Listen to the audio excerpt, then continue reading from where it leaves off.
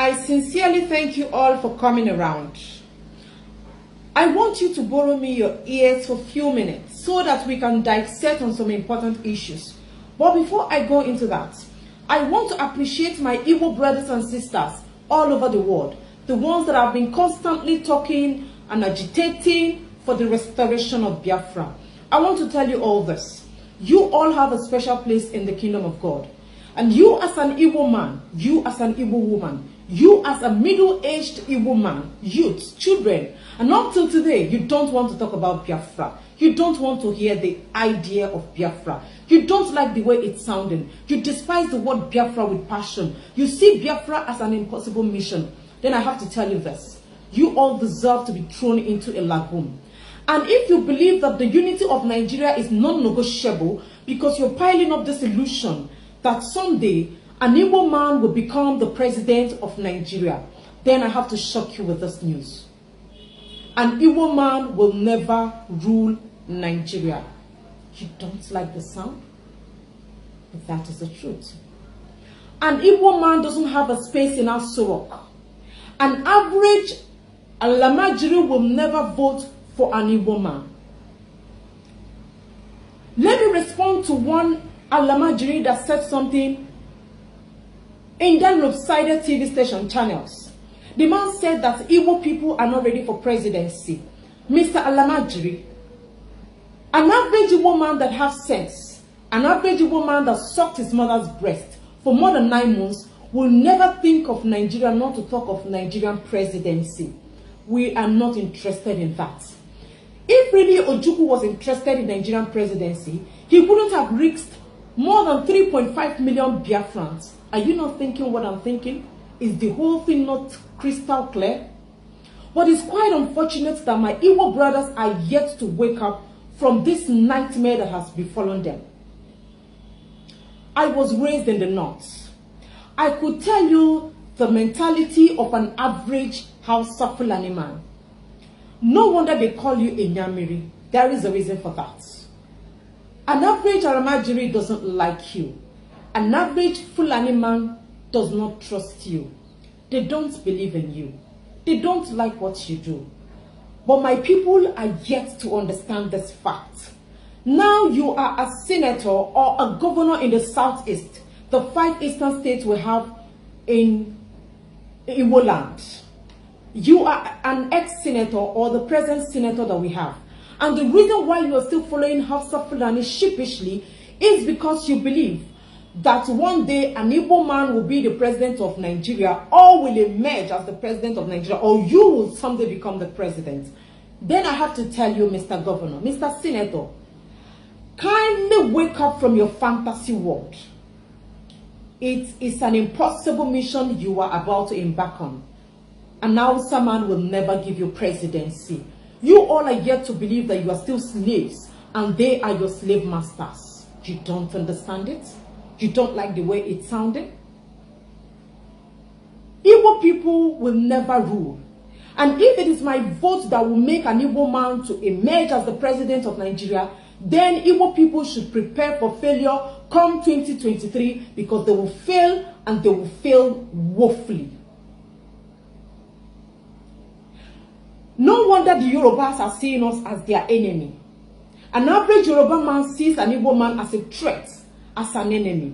But then I watched in that same lopsided TV station channels where the secretary of Miyetti Allah openly on the national television insulted Yorubas, called you all names, called you primitive politicians that knows nothing. And I was expecting Yorubas to respond to this man. Yet, up to today, I haven't gotten a good and substantial response from them. But if it were to be an Igbo man that came on the national television to insult you in that level, by now, heaven could have been let loose. You all could have been barking like dogs that you all are.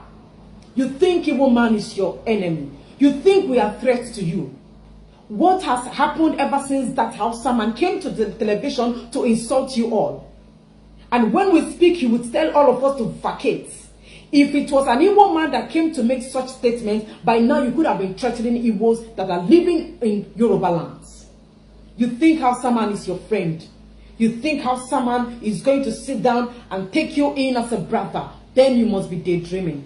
Yorubas are still cowards. I keep saying it over time. You all are still cowards. Let me talk about Senator Enyinnaya Abaribe. Enyinnaya Abaribe is the only responsible and the reasonable senator that is in that animal republic called Nigeria from the southeast. And somebody was asking me, is Senator Enyinnaya Abaribe the only senator from the southeast? My brother, I have to answer you. He is the only responsible and the only living senator that is from the southeast. The other ones are as good as dead. They are sitting down, whiling away time. But I don't want to talk about them because they are not the reason why I am here.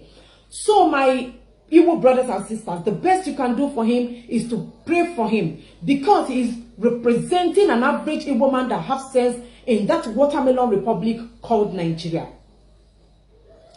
Now this is for Kanu. Christian Association of Nigeria.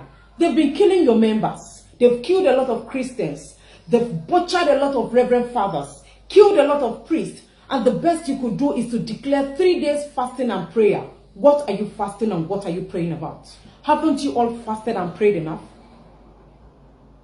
I am not disputing the fact that fasting and prayer doesn't work. But then again, you all have fasted and you've prayed. Isn't it time for you to start taking action?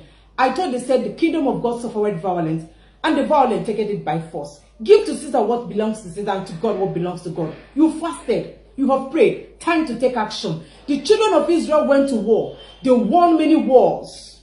No wonder they were called the children of God. And you all are still praying. Can't you tell your members to start picking up weapons, to start taking up arms? Tell them to defend themselves. You don't sit back at home and you watch your enemy about to slit your throat, and you say you are praying, you are a Christian, you don't want to kill. I will not say that somebody wants to cut off my throat and I won't defend myself. I will first of all take the knife and stab the person before he could get to me. Tell them to go to their farms with their cutlasses. Tell them to sleep with their knives. It is no longer a joke. You all will have to start sleeping with knives. Tell them to take their guns and kill their enemies before the enemy gets to them. Can I tell you why God has refused to answer your prayers for long? Reverend fathers, general superintendents, all the pastors listening to me, do you know why you have been praying for more than 30 years of your life, yet God is not ready to answer your prayer? Because God did not create Nigeria. Ever since I started going to church, even as a teenager, I've been to so many churches. It has always been pray for Nigeria, pray for our leaders. Are you telling me that God doesn't answer prayers? Is God deaf and dumb? It is very, very clear to us now that God did not create Nigeria. The more you keep praying for Nigeria, the more the problem is escalating, the more the problem is getting worse by the day. How many churches do we have in Nigeria? How many bishops? How many GOs? How many general superintendents? Yet, the baby that is crying is still crying without shutting up its mouth. That is to tell you that he cannot answer a prayer of something he doesn't know nothing about. God does not know about Nigeria. Therefore, he will not answer prayer coming from that zone. That is why you must have to start changing your pattern of prayer. If you are so interested in Nigeria that you love the unity of Nigeria so much, then you must have to start invoking the spirit of Lord Lugard. You must start invoking the spirit of Flora Shaw, because they are the one that arranged all this that is happening now. So you have to start invoking them. He cannot answer you because he doesn't know about Nigeria. Start to re-strategize on your prayer. Tell your GOs and your bishops to start praying for the Republic of Oduduwa, the Republic of Biafra.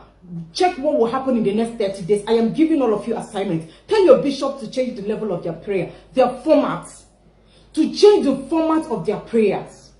Before I go, I want to sympathize with my brother, Mazi Nnamdi Kanu, for the loss of his parents, the one and only true leader of Igbo land, with the undiluted truth. I want to seriously sympathize with you, my brother. I just hope and pray your parents find a special place in the kingdom of God. If you've not started agitating for Biafra, if you've not started talking about the Biafra, then the only opportunity you have today is today. The only opportunity you have is now. You could sleep without waking up because your enemies are watching. So you must talk about Biafra. You must tell people about Biafra. You must sensitize them about Biafra. The only option you have is today. The only time you have is now.